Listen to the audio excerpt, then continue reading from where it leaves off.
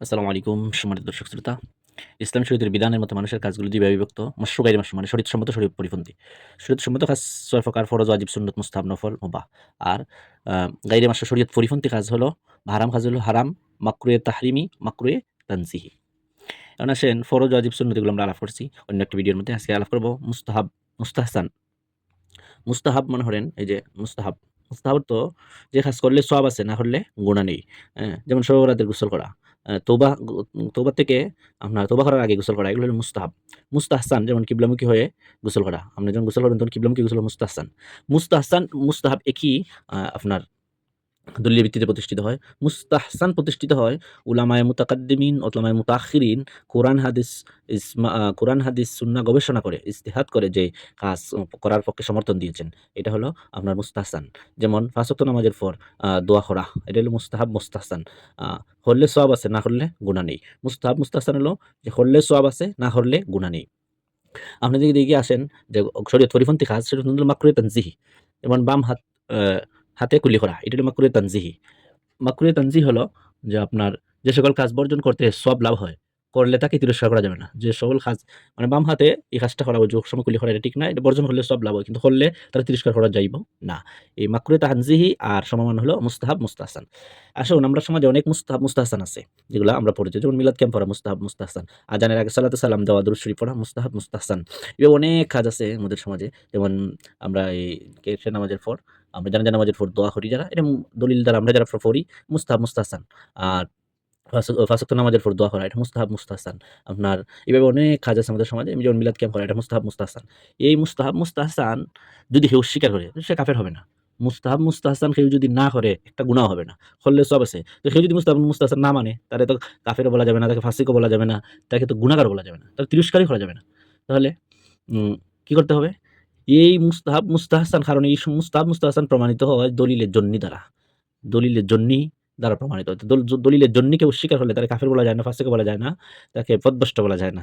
বলতে হবে মুস্তাহাব, মুস্তাহসান না করলে তারে আ একটু নিন্দার চোখে দেখা যায়। তবে মুস্তাহাব, মুস্তাহসান করলে সওয়াব আছে, ছেড়ে দিলে কোনো গুনাহ নেই। এখন এটা যদি আমরা করি তাহলে সওয়াব পাইবো, না হলে সওয়াব পাইতাম না। সমস্যা কি? তবে এইগুলা নিয়ে আমাদের সমাজে কিন্তু অনেক দ্বন্দ্ব হয়। যেমন আপনি যদি আজানের আগে সালাতু সালাম না দেন, অনেকে আপনাকে বলবে মনে হয় বুঝলাম না। অনেক মন্তব্য করে ফেলবে। এরপরে মনে হয় আমরা যে জানা নামাজের পর দোয়া না করেন, অনেকে কিন্তু আপনাকে মন্তব্য করে ফেলবে। কিন্তু এটা কিন্তু মুস্তাহাব, মুস্তাহসান। তারপরে আপনি মনে করেন যদি মুস্তাহাব, মুস্তাহসান অনেক আরো আমল আছে যেমন মিলাদ কে মরা। এগুলো মুস্তাহাব, মুস্তাহসান। করলে সওয়াব আছে, না করলে গুনাহ নাই। এগুলো শরীয়তে এতটুকুই এগুলোর গুরুত্ব। কিন্তু আমাদের সমাজে এগুলা নিয়ে আমরা বেশি অনেক সময় ঝগড়া ফাসাদ হয়, এমনকি মারামারি হাঁটাহাঁটি পর্যন্ত হয়। মুস্তাহাব, মুস্তাহসান বিষয় নিয়ে, মাকরুহ তানজিহ বিষয় নিয়ে। অথচ ইসলামী শরীয়তে মুস্তাহাব, মুস্তাহসান আপনি করলে সওয়াব পাবেন, না করলে গুনাহ পাবেন। গুনাহ হবে। এটা নিয়ে তো এত গুরুত্ব সহকারে এত মারামারি, ঝগড়া ফাসাদ, ফিতনা করার তো কোনো প্রয়োজন নাই। অথচ আল্লাহ রাব্বুল আলামিন বলছেন, "আল ফিতনাতু আশাদ্দু মিনাল কতল।" ফিতনা হলো আপনার কতলের চাইতে আরো কঠিন। তাহলে আমরা এগুলো নিয়ে ফিতনা কেন করব? এগুলো নিয়ে মারামারি করব কেন? আমরা কি যারা ফরজ নামাজ পড়ে না তাদের সাথে আমরা তাদেরকে ওহাবী বলেছি, তাকে কাফির বলেছি, তাকে ফাসিক বলেছি? কখনো তো বলি নাই। যারা ওয়াজিব তরক করে যেমন ওয়াজিব তরক করে যারা যেমন বিতরের নামাজ তরক করে, ঈদের নামাজ তরক করে, এগুলো হলো ওয়াজিব কাজ। আমরা কি তাদের কাফির ফাসিক বলেছি? অথচ এগুলো তো কোরআন, হাদিস একবার স্পষ্টভাবে লঙ্ঘন করা হয়। দলিল টিকে লঙ্ঘন করা হয়। আমরা সেজন্য তো তাদেরকে আমরা কোনদিন তাদেরকে ফাসিক বলি নাই, তাদেরকে ওহাবী বলি নাই, কাফির বলি নাই, মুশরিক বলি নাই, ফাসিকও বলি নাই। কিন্তু এগুলো তো বলার মানে উপযুক্ত তারা।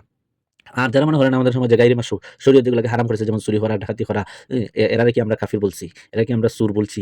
এরারে কি আমরা মনে করেন শরীয়তে এগুলা অবৈধ কাজ যেগুলা কোরআনের আয়াত দ্বারা প্রমাণিত, যেমন চুরি করা, এই সুরকে তো আমরা কাফির বলি নাই। সুরকে তো ফাসিক বলি নাই। তাইলে যেগুলা সরাসরি বলা যায় ফাসিক, কাফের, যদি কেউ চুরি করাকে হালাল মনে করে চুরি করে তাহলে তাকে কাফের বলা যাবে। আর যদি হালাল না হইরাও মনে না হইরাও চুরি করে তাহলে তো তাকে ফাসিক বলা যাবে। সে তো শরীয়তের শাস্তিযোগ্য অপরাধ করেছে। তাকে তো ঘৃণা করতে হবে। কিন্তু আমরা কি তাদেরকে করেছি? বরং আমরা মুস্তাহসান নিয়ে আমরা মুসলমান অনেক মারামারি, ঝগড়া ফাসাদে লিপ্ত হয়ে যাই। আসলে এগুলা ঠিক নয়। আমরা বুঝতে হবে কোন আমলের কতটুকু মর্যাদা রয়েছে। কোন আমলগুলা পরিত্যাগ করলে কেউ যদি হালাল মনে হইরা পরিত্যাগ করে কাফির হয়ে যাবে। কোন আমলগুলা যেগুলো আল্লাহ রাব্বুল আলামিন দলিল কিত্তি দ্বারা প্রমাণ করেছেন, এগুলো যদি পরিত্যাগ করে এগুলো তাহলে তাকে ফাসিক বলা যাবে। ওয়াজিব কাজ পরিত্যাগ করলে তাকে ফাসিক বলা যাবে। মাকরুহে তাহরিমি যদি কেউ করে কোনো উজুর ছাড়া তাহলে তাকে ফাসিক বলা যাবে। কিন্তু আমরা কি তাদেরকে ফাসিক বলছি না। কিন্তু আমরা যারা মুস্তাহাব করে না, মুস্তাহসান করে না তাদেরকে আমরা অমুক তমুক এই সেই বলে আমরা গালিগালাজ করি। আসলে এগুলা ঠিক না। আর বিশেষ করে অনেক আলেম ওলামাও দেখছি এই কাজটা করে ফেলেন। মুস্তাহাব, মুস্তাহসান কেউ যদি না করে ওইটা অমুক, এটা অমুক, এটা এই দল, এটা সেই দল। আসলে এগুলা তো ইসলামী শরীয়তে হালাল যে বৈধতা করেছে, মাশরু শরীয়ত সম্মত কাজ করেছে। এটা তো মুস্তাহাব, মুস্তাহসান। করলে সওয়াব আছে, না করলে গুনাহ নাই। যে করে না আপনি তারা কিন্তু গালিগালাজ করবেন। আপনি যে নামাজ পড়েন না তারা কি কোনোদিন গালিগালাজ করছেন? যে যে ওয়াজিব কাজ করে না তাকে কি আপনি কোনোদিন গালিগালাজ করছেন? যে চুরি করে তাকে কি আপনি কোনোদিন গালিগালাজ করছেন? অথচ সে তো কোরআনের বিরুদ্ধে ডাইরেক্ট কাজ করছে। মাকরুহে তাহরিম যারা কাজ করে এরা কি আপনি কোনোদিন গালিগালাজ করছেন? বলছেন এগুলো অমুক তমুক এই দল সেই দল বলেন নাই। মুস্তাহাসান না হলে আপনি কেন বলেন? এটা হলো আমাদের সমাজে দ্বন্দ্ব লাগিয়ে দেওয়ার জন্য, মুসলমানের দ্বন্দ্ব লাগিয়ে দেওয়ার জন্য এটা একটা চক্রান্ত, এটা শয়তানি চক্রান্ত।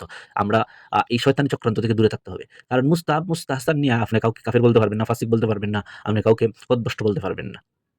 তো এগুলা নিয়ে আমরা কেন দলাদলি করি? এগুলা নিয়ে কেন আমরা মানুষদেরকে গালমন্দ করি? এগুলা নিয়ে এই অমুক দল তমুক দল এই সেই কেন বলি? এটা আসলে এখানের মধ্যে অনেক রাজনৈতিক কাজ আছে। এখানের মধ্যে অর্থনৈতিক জড়িত, এখানের মধ্যে দলাদলি জড়িত, এখানের মধ্যে হিংসা বিদ্বেষ জড়িত, এখানের মধ্যে অনেক কিছু জড়িত আছে। আসলে আমরা এগুলো সবগুলাকে পরিত্যাগ করি। ইসলামী শরীয়তে যেভাবে বিধান দিয়েছে, যে বিধান যতটুকু মর্যাদার উপযুক্ত ততটুকু গুরুত্ব দিয়ে আমরা পালন করি। ফরজ কাজ আপনাকে অবশ্যই পালন করতে হবে। এটা না হলে আপনি যদি অস্বীকার করে না পালন হয় তাহলে কাফের হয়ে যাবেন। আর এমনি না হলে আপনি ফাসিক।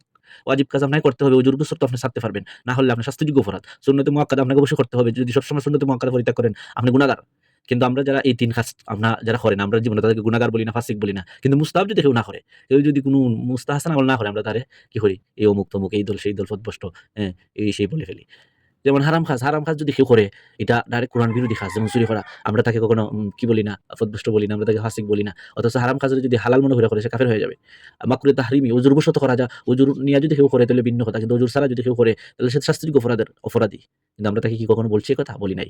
আসুন আমরা শরীয়তের যে বিধান আল্লাহ রাব্বুল আলামিন যতটুকু মর্যাদা, শরীয়ত যতটুকু যে বিধানকে যতটুকু মর্যাদা দিয়েছে আমরা ততটুকু মর্যাদা করি। আমরা ফরজে চাই যে সুন্নত মুস্তাহাবকে যদি বেশি গুরুত্ব দিয়ে আমরা পালন করি, তাহলে এটা ফরজ মুস্তাহাবের গুরুত্ব আপনার ফরজ মুস্তাহাব সুন্নতে মুআক্কাদার থেকে তো মুস্তাহাব মুস্তাহসানের গুরুত্ব বেশি হয়ে যায়। তাহলে ফরজ ওয়াজিব সুন্নতের চাইতে আমরা মুস্তাহাব মুস্তাহসানের বেশি গুরুত্ব দিতে পারব না। ফরজের জায়গায় ফরজের স্থান, ওয়াজিবের জায়গায় ওয়াজিবের স্থান, সুন্নতের জায়গায় সুন্নতের স্থান, মুস্তাহাব মুস্তাহসানের এরপরে স্থান দিতে হবে। কিন্তু আমরা ফরজ ওয়াজিব সুন্নতের আগে আমরা কি দেই? গুরুত্ব দিয়ে দেই মুস্তাহাব মুস্তাহসানে। না এটা করতেই হবে। না হলে জানাজা নামাজ আজকে হবে না। না হলে এই অমুক দল তমুক দল এই সেই বিভিন্ন কথাবার্তা বলি। এগুলো ঠিক নয়।